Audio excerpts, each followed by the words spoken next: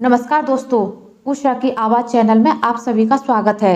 हमारी आज की कहानी है बदलाव। शशि ड्राइंग रूम में पोंछा लगा रही थी। सास ससुर और दोनों बच्चे ड्राइंग रूम में ही थे। चाय लो, गर्मा गर्म चाय, ऐसा कहते हुए हाथ में चाय का ट्रे लेकर शशि के पति विनोद ने ड्राइंग रूम में प्रवेश किया। शशि को अपनी आंखों पर विश्वास ही नहीं हुआ। इन्होंने और चाय बनाई? असंभव, क्योंकि शादी को 11 साल हो गए थे, लेकिन आज तक उसने विनोद को चाय बनाते नहीं देखा था। चाय बनाना तो दूर की बात, वो तो सोकर उठते थे तो कभी अपनी चादर भी तय करके नहीं रखते थे। विनोद, चाय तूने बनाई? सासू जी ने पूछा। हाँ मम्मी, जरा पी के तो बताओ कि चाय कैसी बनी है। हे राम, मैं ये क्या देख और सुन रही हूँ। शशि, तुझे जरा सी शर्म लाज कुछ है कि नहीं? तुझसे चाय नहीं बन रही थी तो मुझे बता देती। अभी तो मेरे हाथ पैरों में दम है, मैं ही बना देती चाय। ये आजकल की बहुएं भी ना बिल्कुल ही कामचोर होती हैं, और लाज शर्म तो जैसे बेच ही दी इन लोगों ने। मुझे देख, शादी को 45 साल हो गए, लेकिन मजाल है कि कभी तुम्हारे ससुर जी से कोई काम करवाया हो। आज तक इन्होंने कभी अपने हाथ से पानी तक लेकर नहीं पिया। मैंने मेरे बेटे से भी कभी काम नहीं करवाया, और तू उससे चाय बनवा रही है। शशि को काटो तो खून नहीं। वो मन ही मन सोचने लगी कि आज इनको क्या हो गया है, क्यों बनाई इन्होंने चाय। अब मम्मी जी और पापा जी मुझ पर बार बार ताने कसेंगे। चाय बनाकर जरूर इन्होंने मेरी थोड़ी सी मदद कर दी, लेकिन जितना समय चाय बनाने में लगता, उससे ज़्यादा समय तो मुझे ताने सुनने पड़ेंगे। मम्मी पापा, बताओ ना चाय कैसी बनी है। शशि, आओ तुम भी पहले चाय पी लो, फिर पोंछा लगा लेना, नहीं तो चाय ठंडी हो जाएगी, विनोद ने कहा। सास ससुर का तमतमाया चेहरा देखकर शशि की पोंछा छोड़कर चाय पीने की हिम्मत नहीं हो रही थी। जब विनोद ने दोबारा आवाज लगाई, तब जाकर शशि ने चाय पी। चाय वास्तव में बहुत लजीज बनी थी, पर एक चाय के कारण घर में जो कोहराम मचने वाला था, उसकी आशंका मात्र से शशि डर रही थी।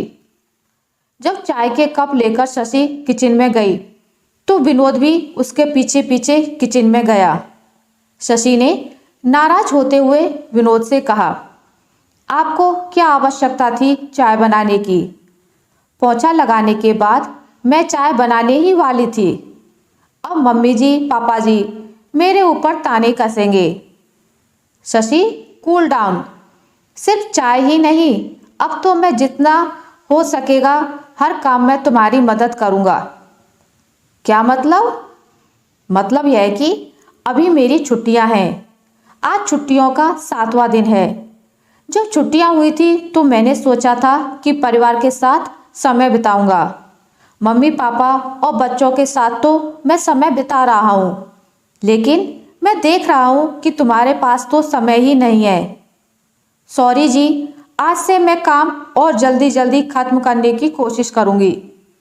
मैं समझ रहा हूँ कि तुम भी हमारे साथ समय बिताना चाहती हो, लेकिन अभी मैं और बच्चे सभी घर पर रहने से हम लोग थोड़ा देर से सोकर उठते हैं, जिस कारण तुम्हारा पूरा रूटीन गड़बड़ हो रहा है, और ऊपर से काम वाली बाई भी नहीं आ रही है। मैं पिछले 6 दिनों से देख रहा हूँ कि तुम्हें 1 मिनट की भी फुर्सत नहीं मिल रही है। रात होते होते थकान के मारे तुम्हारा चेहरा उतर जाता है। चाय नाश्ता, खाना, बर्तन कपड़े, झाड़ू पोंछा, पापा मम्मी की दवाई आदि। आखिर तुम अकेली क्या क्या करोगी?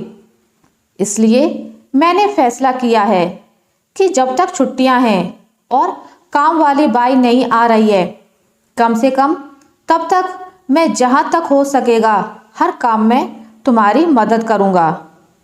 आज नाश्ते में पोहा ही बना रही हो ना? मैं पोहे के लिए आलू प्याज काट देता हूँ, लेकिन मम्मी जी पापा जी क्या सोचेंगे? उनको मैं समझा दूंगा। ऐसा कहकर विनोद आलू प्याज काटने लगा। इतने में शशि की सास किचन में आई और विनोद को आलू प्याज काटते देखकर आग बबूला होने लगी। वो कुछ बोलती इससे पहले ही उनके मोबाइल पर शशि की ननद का फोन आ गया। सास की आवाज़ सुनाई दी, क्यों, क्या हुआ बेटा, तू रो क्यों रही है? ऐसी आवाज़ सुनकर शशि और विनोद दोनों का ही ध्यान बातचीत की ओर गया। ऐसा कैसे कर सकते हैं तेरे सास ससुर? तू भी हाड़ मास की बनी है।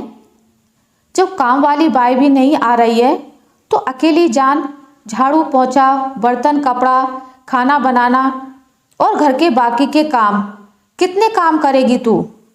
दामाद जी घर पर हैं तो तेरी थोड़ी बहुत मदद तो उन्हें भी करनी चाहिए।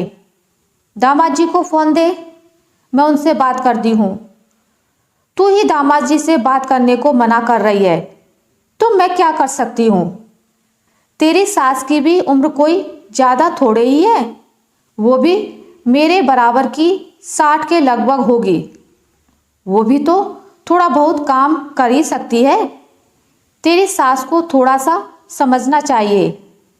देख बेटा, धीरज रख, थोड़े दिन की ही बात है। छुट्टियां खत्म होने पर काम वाली आ ही जाएगी। सास की बातों से सब बात समझ में आ ही गई थी। फिर भी विनोद ने माँ से पूछा, मम्मी क्या हुआ दीदी को? वो रो क्यों रही थी? क्या बताऊं बेटा, उसकी सास तो बहू को नौकरानी से भी बदतर समझती है। अब काम वाली नहीं आ रही है तो अकेली जान कितना काम करेगी।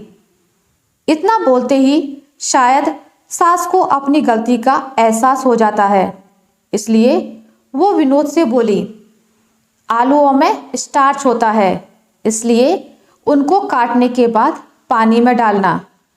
शशि, आज पोहे मैं बनाती हूँ। वैसे भी तेरे ससुर जी कह रहे थे कि आज उन्हें मेरे हाथ के बने पोहे खाने हैं। मम्मी, मैं आया सुखद बदलाव देखकर विनोद शशि की ओर देखकर मंद मंद मुस्कुराने लगा। आशा करती हूँ आपको मेरी आज की कहानी अच्छी लगी होगी।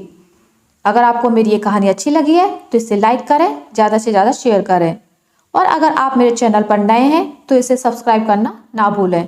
मिलते हैं एक नई कहानी के साथ, तब तक के लिए नमस्कार।